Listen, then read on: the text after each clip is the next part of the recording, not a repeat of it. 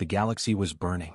Once great worlds, shining with life and light, were now only ashes floating in the dark. Whole civilizations had fallen silent. The hive, a swarm of insect-like creatures that lived only to consume, spread through the stars like a living nightmare. On the bridge of the Altarian flagship Valiant Dawn, Commander Vel stood among the dying lights.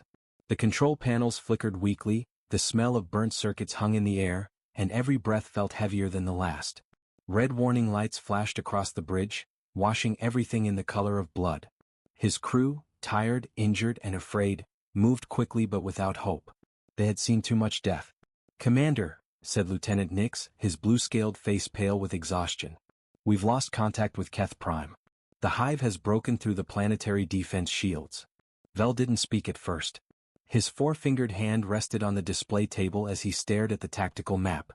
Red dots, hundreds of them, spread outward from Keth Prime like an infection. "How many ships do we have left?" Vel asked quietly. 17, Commander," Nix replied. "Across all remaining fleets." 17. The Coalition had started this war with more than 4,000 ships, warships, carriers, defense cruisers, dreadnoughts. And now only 17 remained. Vel closed his eyes. He could still remember when the Coalition had first united, proud species from every corner of the galaxy, believing that together they could defeat anything. But the hive wasn't an enemy they could reason with. It didn't negotiate. It didn't stop. It only consumed. The voice of the communications officer broke the silence. "Incoming transmission from Admiral Rex, sir." A flicker of blue light filled the bridge as the holographic image of Admiral Rex appeared. His crystalline skin, once glowing with energy, now looked dim and cracked. His expression was hollow. "Vel," Rex began, skipping formalities. "We're losing Keth Prime. The hive has landed ground forces. Our energy weapons can't penetrate their bioarmor.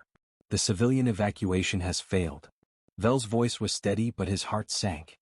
"How long do you have?" "Hours. Maybe less. The defense grid is down.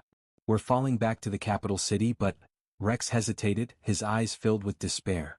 "There's no one left to help us." Vel looked around the bridge. His officers worked quietly, knowing what both men refused to say. There were no reinforcements. No hidden fleets waiting to save them.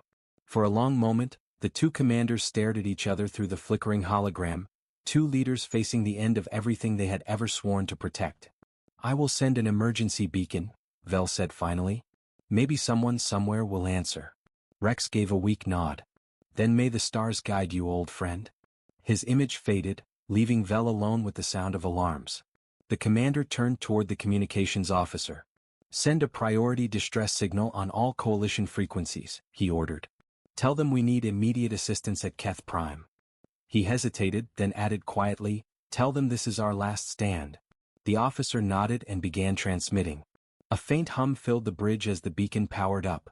Vel watched the signal leave the ship, a tiny spark of light racing into the dark infinity of space. It was more than just a message. It was a cry for survival. For hours, Vel stood silently watching the stars. He wondered if anyone would hear their plea. Most of the galaxy had already fallen, burned by the hive or fled into deep space. Still he hoped. Somewhere, someone had to be out there. The signal traveled for light years, through dead systems, across empty planets, past shattered fleets and drifting wreckage. It passed through worlds that had already fallen and others preparing for their own last battles. And then, finally, it reached a small human cargo ship on the edge of known space.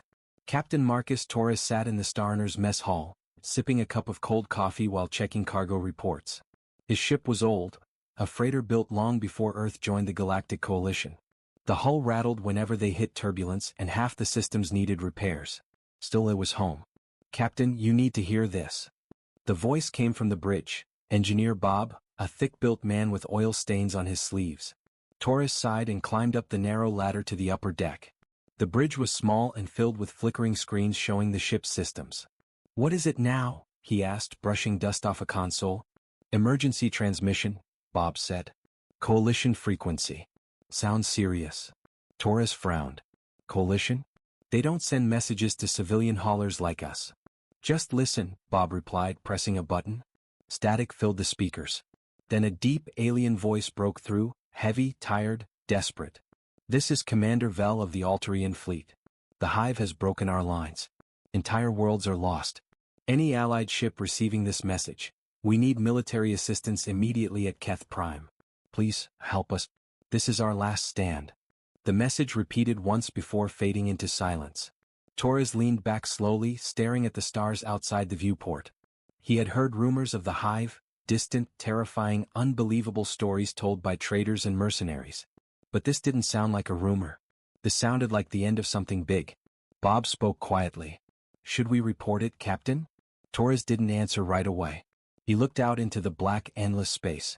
No one else is close enough to hear that call, he said finally. Bob frowned. You're not thinking. Torres gave a small, grim smile. They asked for help. Let's see what we can do. The engines of the Star Runner began to hum louder as the old ship turned toward the coordinates hidden in that desperate signal. Far away in the ruins of Keth Prime, Commander Vel stood on the bridge of his dying ship, unaware that his call had reached the most dangerous species in the galaxy, the Deathworlders. The humans were coming.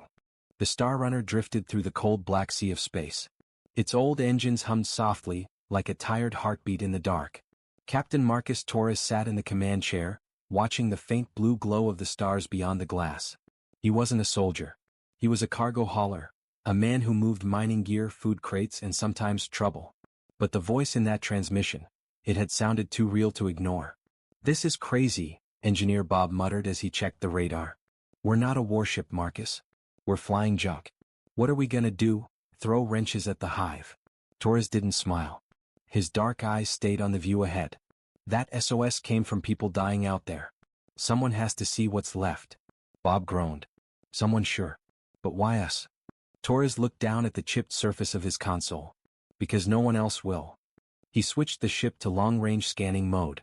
The distress signal had come from the Keth Prime sector, far beyond human space, deep in the collapsing edge of Coalition territory.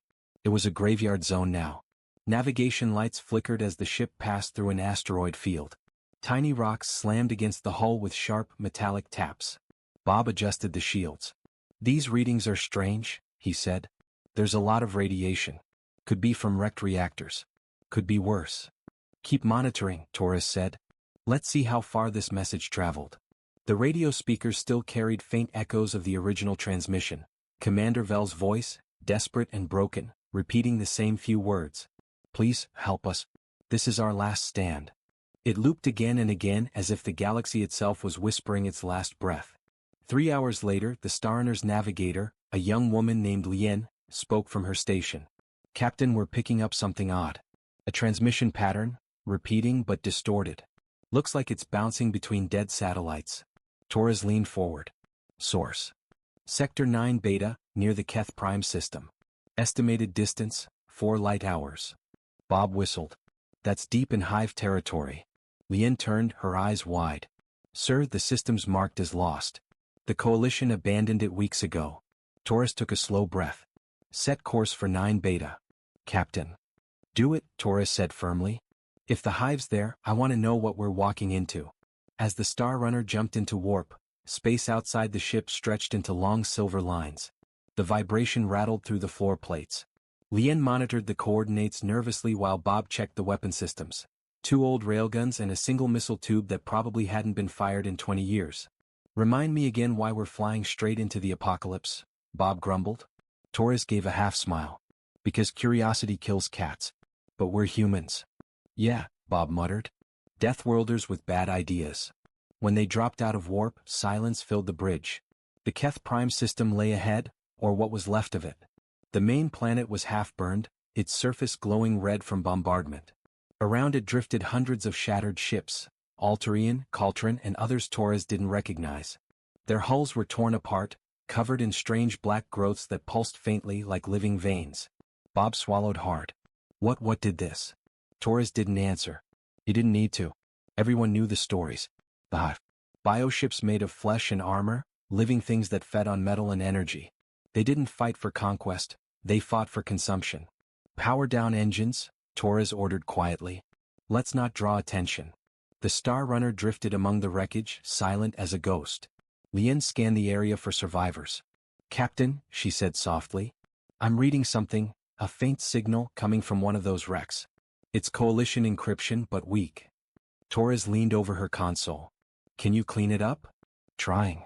Static hissed through the speakers, followed by a broken voice, distant, faint, almost lost. "This is Commander Vel, anyone receiving? High forces, system lost." Then silence. Bob whispered, "He's still alive." "Or it's an automated beacon," Lien said. "Could have been looping for days." Torres stood, staring at the ruined ships outside. "Either way, we're going to find it." The Star Runner approached the signal source. A massive, half-destroyed cruiser, its hull covered in burn marks and the same dark organic matter. Parts of it still glowed faintly blue, like a dying heartbeat. Torres activated external lights. The beam swept across the wreck until it landed on a broken nameplate. Valiant Dawn. Bob's eyes widened. "That's the ship from the message."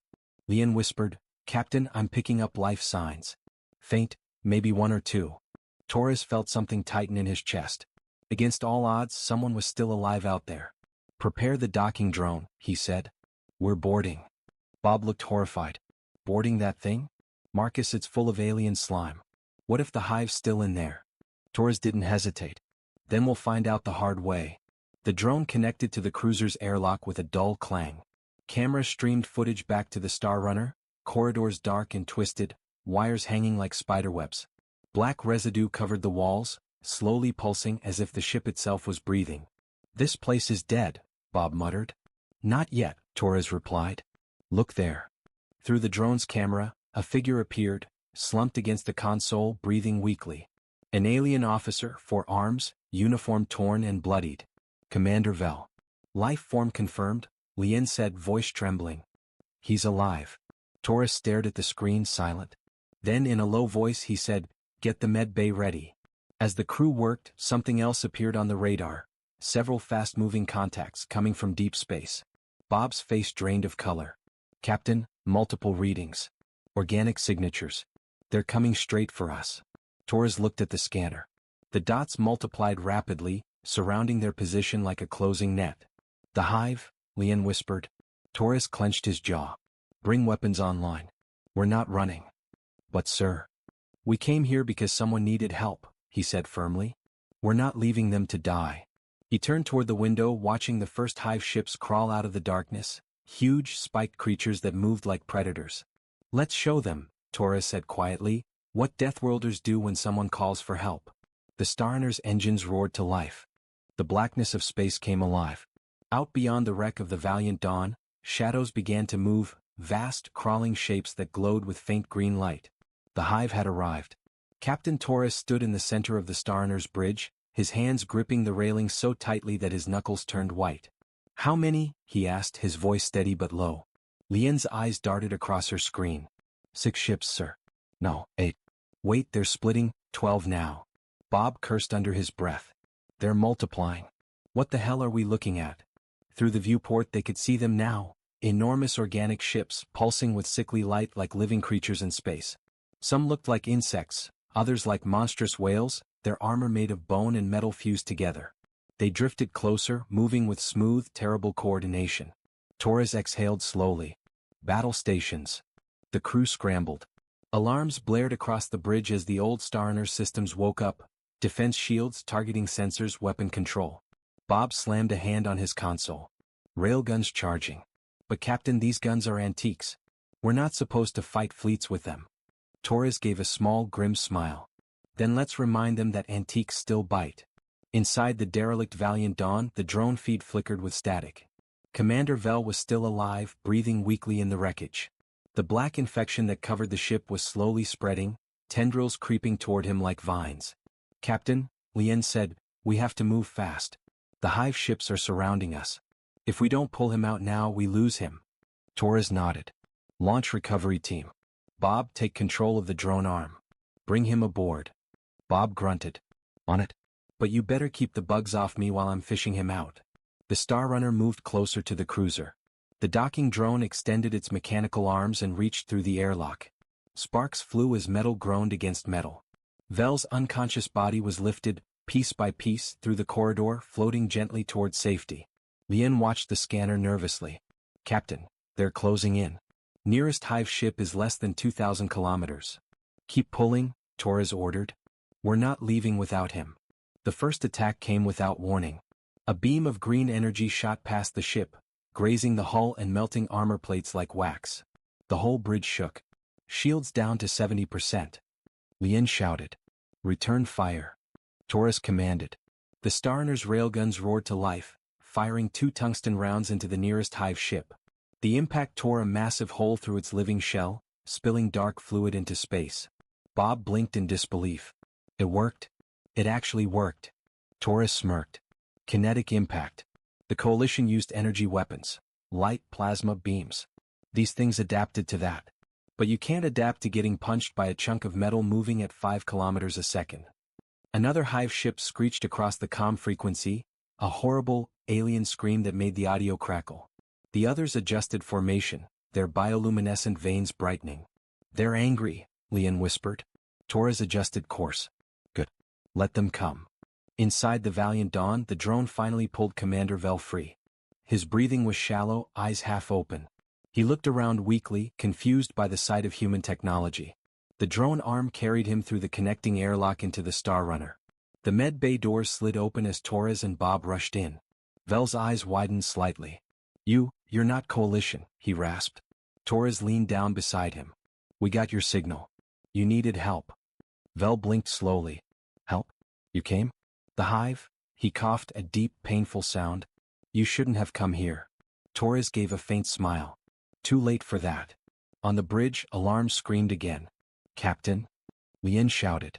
4 more hive ships incoming. They're forming a net. Torres ran back to his seat. How long until they're in range? 30 seconds. Then we'll make this quick, he said. Bob, fire all railguns. Target the lead ship. The Starrunner spun on its axis, thrusters flaring bright blue.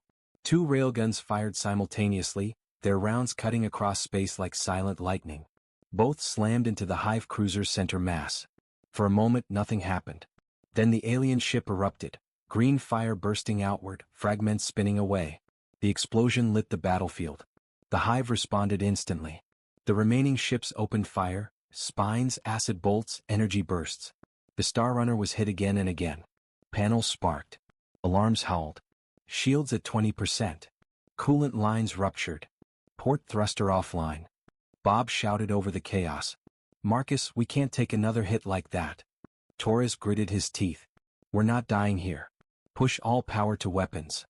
Are you insane? Completely. Bob groaned but obeyed. The lights dimmed as energy was rerouted.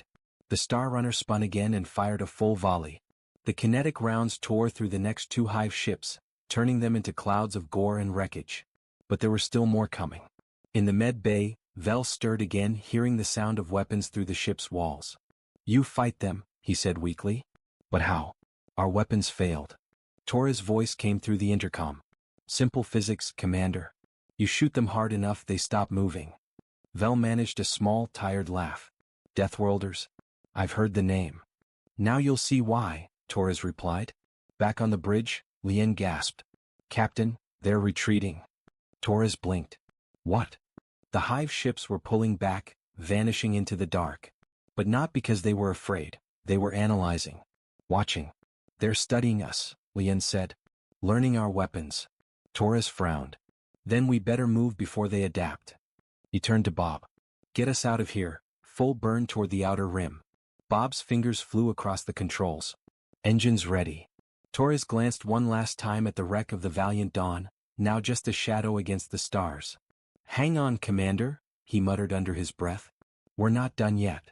The Starrunner's engines flared bright, and the old human ship vanished into the darkness of space, carrying with it the only survivor of the Coalition's last stand, and a new mystery the Hive had never faced before. For the first time in its long history the Hive had been hurt. And somewhere in the endless black, its queen stirred. Her many eyes opened. New species detected, came the whisper through the Hive's network. Adaptive resistance required. The Hive was awakening. The stars seemed quieter now. After the battle, the endless black felt heavier, like the galaxy itself was holding its breath. The Starrunner drifted in deep space, its hull scorched and scarred. The ship had survived the impossible, a human cargo hauler destroying Hive warships, but the price had been high. Sparks still flickered from torn panels. Some corridors were flooded with smoke. Captain Marcus Torres sat in the command chair, staring at the damage report. His fingers drummed softly against the metal armrest. How bad? He asked. Engineer Bob wiped sweat from his forehead. Bad. Shields are down, 2 engines are offline, and we lost half our coolant. If the reactor overheats again, we'll be glowing in the dark. Torres nodded. Can we move? Slowly, Bob said. But we can't fight again. Torres leaned back. His body ached from hours without rest, but his mind was sharper than ever. Then we don't fight. Not yet. In the med bay, Commander Vel lay on a narrow bed surrounded by strange human machines. The lights were dim, the hum of the ship constant. His body was covered in bandages and healing patches. When his eyes finally opened, he saw a woman watching him, the ship's medic, Dr. Rana. She smiled gently. You're safe. You're on a human ship. Vel blinked. His voice came out rough. You answered the beacon. Rana nodded. Captain Torres heard your distress signal. We pulled you from your ship just before it collapsed. Vel looked around, confused by the rough but functional human technology. Simple, durable, built for survival, not beauty. Why? He whispered. You didn't have to. Rana shrugged. Because that's what humans do. Someone calls for help. We answer. Vel's eyes darkened. The hive doesn't leave survivors. Then they haven't met us yet, Rana said softly. Hours later, Vel was strong enough to stand. He walked unsteadily onto the Starrunners bridge, supported by a crutch. When the crew saw him, they froze for a moment. An alien officer among humans. Torres stood and nodded. Commander Vel, good to see you awake. Vel's deep-set eyes studied the man. You risked your lives to rescue me. I'm grateful. But you must understand, the hive will come again. They never stop. Torres folded his arms. Then we hit them harder next time.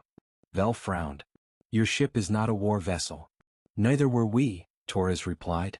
Until someone needed one. For a long second, the two commanders stared at each other, a dying alien soldier and a stubborn human captain. Then Vel gave a quiet, humorless laugh. Deathworlders indeed. Lien interrupted the moment. Captain, I'm detecting faint signals, coalition encryption codes. Survivors, maybe. Vel turned sharply. From where? Near the asteroid belt in the next system, she said. Looks like an old outpost. Torres glanced at Vel. Your people? Vel nodded. If they're still alive, they'll need help. Then let's go meet them, Torres said. Bob groaned from his console. You mean limp our half-dead ship into another fight? Torres smiled faintly. Exactly. The Star Runner limped through space, its damaged engines glowing weakly. When they reached the asteroid field, Lien slowed the ship. Huge rocks drifted around them, silent and cold. There, Vel said, pointing. Behind that ridge, an Alterian outpost.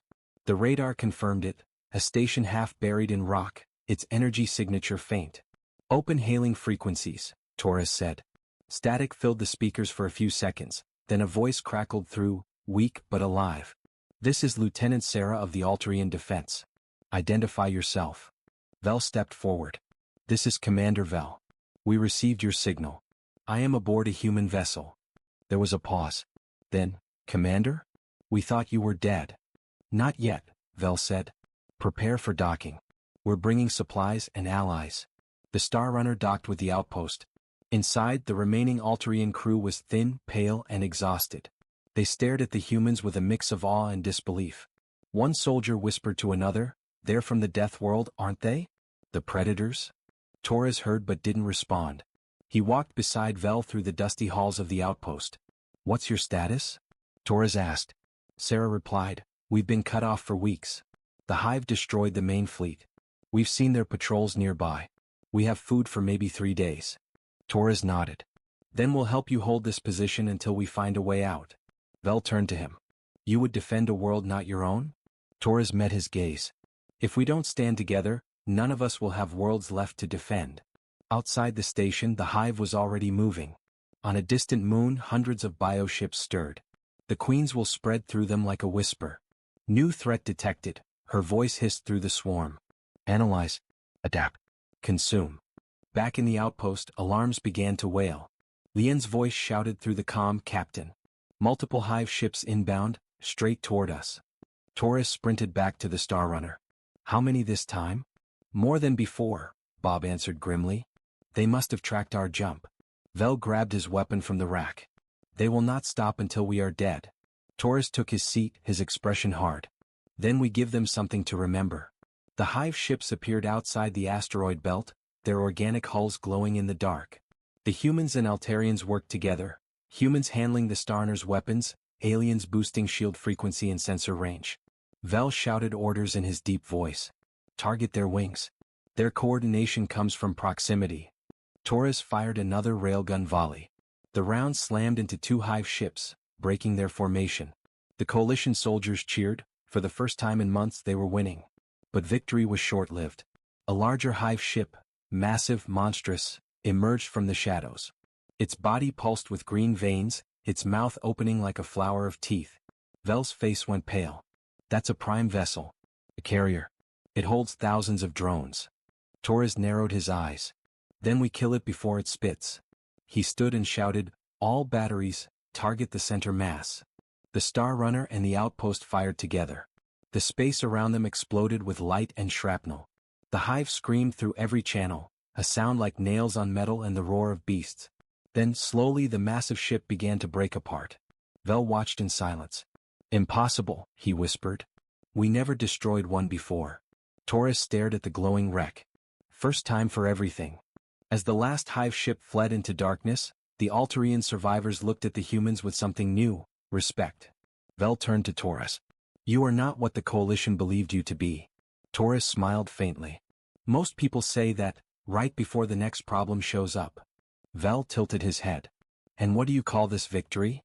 Torres looked out at the stars. First contact. Silence fell after the battle. The stars burned quietly over the wreckage of the hive fleet. The Star Runner floated among the debris, its hull scarred but still alive. Inside, the crew worked without speaking much. Every breath heavy with disbelief. They had done it. They had killed a hive prime vessel. Something no other species had ever done. Captain Torres stood at the main window of the bridge, his reflection framed by the pale starlight. How many did we lose? He asked softly. Lien checked her tablet. 2 coalition ships destroyed, 23 casualties. Most of the Altarian outpost still stands. Bob gave a tired chuckle. For once, we're not the ones running. Torres smiled faintly, then turned to Commander Vel, who stood beside him, his alien uniform torn and stained. Vel's eyes shimmered with quiet awe. You changed the rules of this war, Vel said. The hive adapts to every weapon, every strategy. Yet you defeated them. Torres crossed his arms. We didn't outgun them. We outthought them. Vel frowned. Explain. Torres pointed to the tactical screen. They rely on predictable coordination, like an instinct. We broke that pattern, made them hesitate. Chaos confuses them. Vel's face softened, realization dawning. You used their perfection against them. Exactly, Torres said. Sometimes survival isn't about strength. It's about being too unpredictable to die. In the days that followed, the Star Runner stayed near the Altarian outpost, helping repair damage and share supplies. Humans and aliens worked side by side, welding hull plates, patching systems, and sharing food that made everyone question their digestive limits. Dr. Rana treated wounded Altarians with human medicine.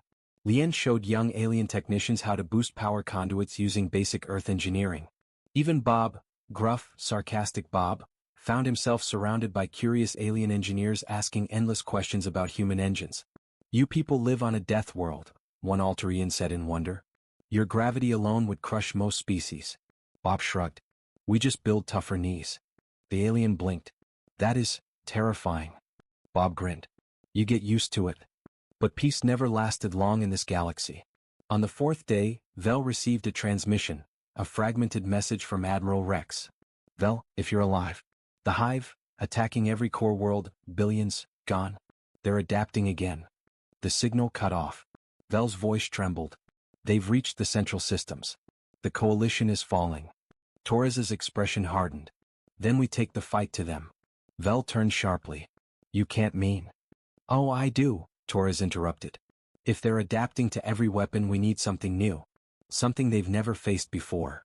He tapped the console, pulling up a star map. You said their queen controls everything, the swarm, the ships, the coordination. Kill the queen, the hive falls apart. Vel stared at him, shocked. That's suicide. No one has ever reached the queen's system. It's deep within the galactic rim. Torres looked around the bridge. Good thing we're not no one. Later that night, Vel stood in the docking bay watching humans load supplies. The hum of machinery echoed through the cold metal space. Dr. Rana approached quietly. "You're thinking of stopping him, aren't you?" Vel didn't answer right away. He doesn't understand what he's walking into. The hive world isn't just a planet, it's alive. It eats ships, digests them. Rana folded her arms. "And you think he'll listen if you tell him that?" Vel shook his head slowly. "No. That's what frightens me. He'll go anyway." Rana smiled faintly. "Then maybe he's exactly the kind of fool we need." The next morning, the Star Runner departed the outpost, now joined by 3 coalition ships, the last survivors of the once great fleet. As they jumped toward the galactic rim, Vel stood beside Torres on the bridge. "I never understood humans," Vel admitted. "Your worlds are harsh, your biology unstable, your technology primitive. Yet you fight as though death itself fears you." Torres looked out the window. Maybe it should. The journey to the hive's territory was brutal. Nebulous storms battered their shields.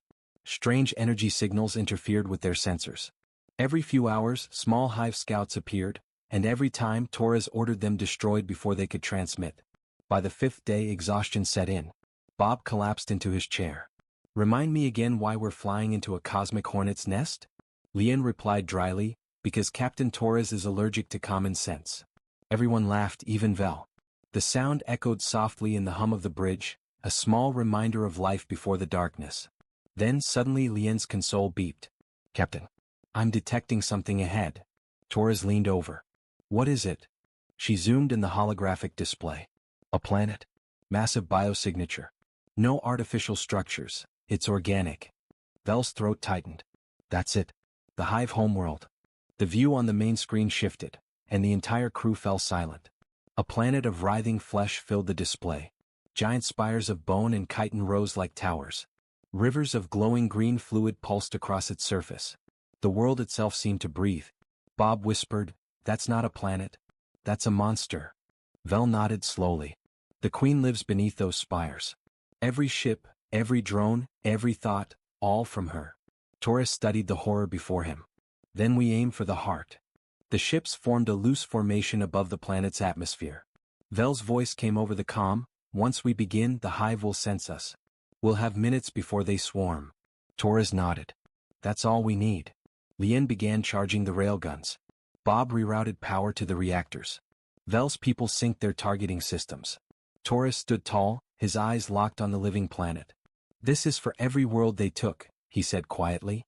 Then he raised his voice. "Fire."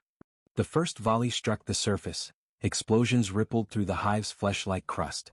Green fire erupted into space. The Queen screamed. It wasn't sound, it was vibration through every frequency, shaking the ships and making the crew clutch their heads in pain. Vel shouted, "She's awake." Thousands of hive ships burst from the planet's surface like hornets from a nest. Torres gritted his teeth. "All guns keep firing. Focus everything on the core spire." The sky turned into chaos, weapons flashing, ships dying, and the Queen's psychic voice screaming across the void. The Star Runner shook violently, alarms blaring. Bob yelled, "We're overheating. Hold the line." Torres roared. Through the smoke and fire, the core spire began to crack. A blinding green light burst out, followed by an explosion so massive it swallowed the horizon. Vel's voice broke through the comm, "Captain, pull back. The planet is collapsing." Torres watched as the hive's world imploded, its massive body folding in on itself. The ships around them barely escaped the shockwave. Silence returned, heavy, absolute. Lien whispered, Did we do it?" Vel looked at the burning remains. "The Queen is gone. The swarm will scatter without her." Torres sat back, exhausted, eyes half closed. "Then the galaxy can breathe again." Vel turned toward him. "You just did what no fleet in history ever could." Torres gave a tired grin. "Guess that's what happens when you send an SOS to the wrong species." The hive homeworld was gone. A broken sun burned where the living planet had once hung, scattering ash and molten fragments across the black sea of space. But the galaxy was not silent. Not yet. The Star Runner drifted through the debris, its hull cracked and engines flickering weakly. Every light on the bridge pulsed red. The crew was alive, barely. Captain Torres leaned over the console, his knuckles white against the steel. "Report," he said, his voice hoarse. Lien's hands trembled over her screen. "Shields down. Reactor stable but losing fuel." We've got maybe 10 hours of life support. Bob coughed through the smoke. That was one hell of an explosion. I think my bones are still vibrating. Vel stood near the main window, staring out at the wreckage, glowing shards of the hive's corpse drifting past like ghosts. His face was unreadable. You did it, Captain. The Queen is dead. Torres didn't answer. He just stared at the glowing horizon, thinking of the worlds they'd lost and the ones they'd saved. Then from somewhere deep in the ship, a faint echo rumbled through the walls, a low rhythmic pulse. Did you hear that? Rana asked, frowning. Bob looked around. Probably reactor feedback. I'll check it. But the pulse came again, stronger, clearer. It wasn't mechanical. It was organic. Vel's head snapped up. That's impossible. Lian's screen flickered. Strange green symbols flashed across the interface, twisting like veins. Torres stepped closer. What the hell is that? Vel whispered, hive language. It means rebirth. In the engine bay, Bob and two technicians traced the signal.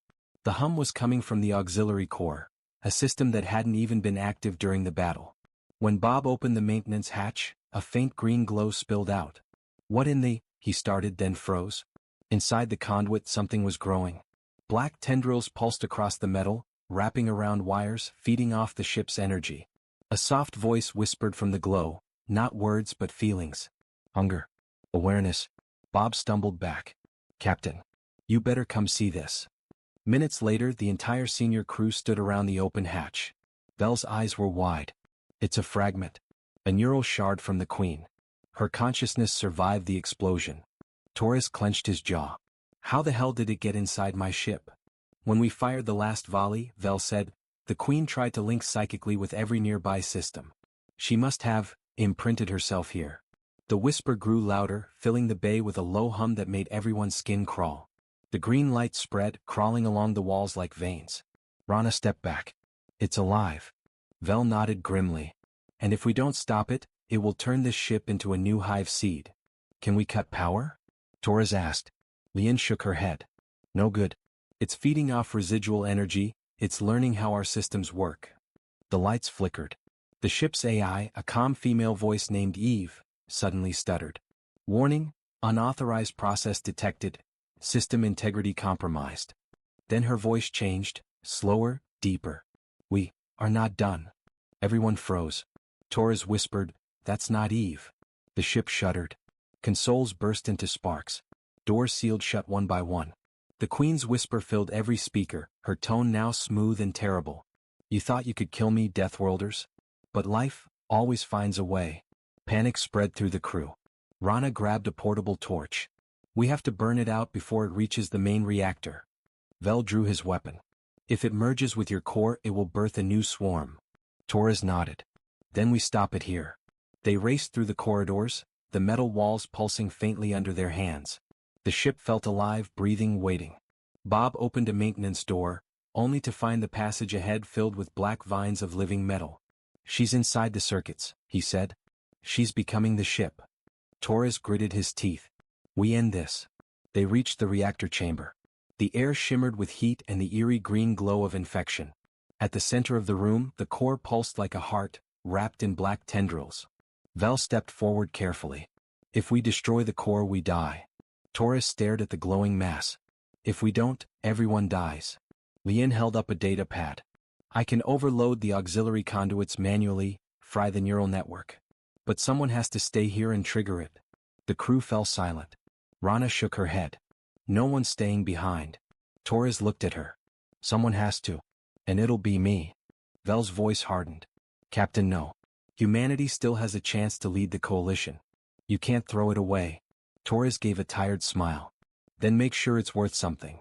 He handed Vel his command badge. If I don't make it, tell them. Earth stood its ground. As the others retreated, Torres walked toward the reactor. The Queen's voice echoed around him. You can't kill what is already part of you, human. He ignored her and began typing commands into the console. Sparks burst around him as the system resisted, green code fighting back. You fought well, she hissed. But your world will feed me soon. Torres's hands didn't stop. Then you don't know humans at all. He slammed the final command. The overload began. What have you done? Something you never learned, he said, smiling weakly. Sacrifice. The core erupted in a wave of white light. From outside, Vel and the crew watched as the Star Runner burst into a blinding flash. The explosion ripped through the hive infection, vaporizing it completely. For a moment, the darkness of space glowed with pure fire. Then silence. Only drifting light remained. Vel lowered his head. He did it. Rana wiped her eyes. He saved us. Lian whispered, Captain Torres, gone. Vel looked toward the distant stars. No. Men like him don't disappear. They become the stories we tell so others remember what it means to fight. Weeks later, coalition fleets began to rebuild. The hive was scattered, leaderless. Rumors spread across every world that a single human ship had destroyed the Queen. That Deathworlders had answered the galaxy's SOS. And in the ruins of the Star Runner, drifting silently among the stars, a faint blue light blinked inside a charred data core. A voice, faint, human, familiar, whispered through the static. Eve Online. Captain. Are you there? The screen flickered once, and then showed a faint heartbeat signal. END, or perhaps the beginning of something greater.